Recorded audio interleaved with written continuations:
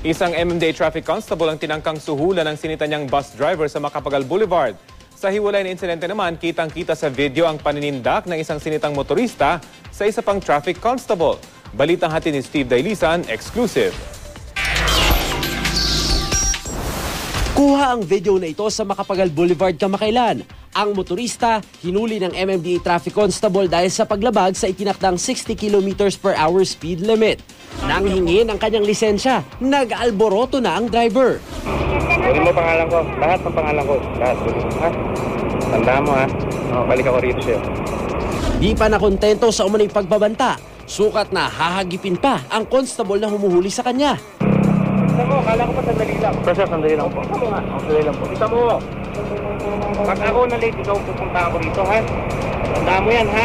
Di man natinag ang mga constable at tuluyang tiniketa ng motorista, nagdulot naman daw ito ng takot sa kanila, lalo't nahaluan ng pagbabanta sa kanilang buhay ang pagganap sa tungkulin. Nagpakita siya ng mga yung license niya, pinakita niya, may license para according to the traffic constable, kasamang nilabas yung lisensya sa baril. Sa Macapagal Boulevard pa rin, speeding din ang paglabag ng bus driver na ito. 1,000 piso ang multang katapat nito. Kaya ang driver walang patid sa pakikiusap sa constable na humuli sa kanya na nauwi umano sa pag-alok ng suhol. Yung lisensya muna sir, pera mo lisensya. Ano? Ano pa merienda? Pera muna ako lisensya mo, yung lisensya kailangan ko. Tinanggihan naman daw ito ng constable na nakilalang si Federico Casta. Lisensya lang daw ang hinihingi, pero may kung anong bagay na kinuha sa wallet saka inipit sa kamay.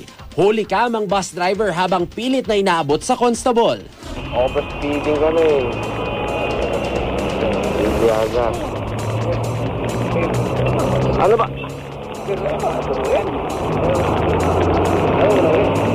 Ano ka ba? Hindi na raw inalam ni Casta kung magkano sinusuhol sa kanya at agad niyang tinikita ng driver. Hindi lahat ng enforcer na nalalagyan o nababribe.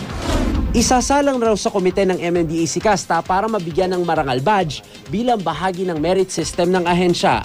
Ayon na mismo sa MMDA, siyam sa bawat 10 traffic constable nila ang nakararanas ng tangkang panunuhol kada araw. Sa bilang na yan, hindi nila masabi kung ilan yung aktwal na tumatanggap. Pero tiyak daw sila na meron din namang hindi nagpapasilaw sa tukso. Kaya magsilbi raw sana itong babala sa mga motorista, lalo na kung sila ay mahulikam, lalo't maging sila walang kawala sa parusa. Kitang-kita naman na nagbibigay siya ng pera, kukuha on video at sinabi niya pang merienda.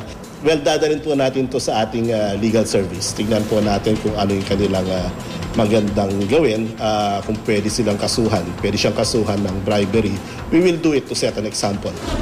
Paulit-ulit na pakiusap ng MMDA sa mga motorista, i-adjust sa tukso ang mga constable. Pero sakaling meron pa rin daw mangungotong, huwag mag-atubiling isumbong sa Metro Solusyon. Steve Dailisan, GMA News.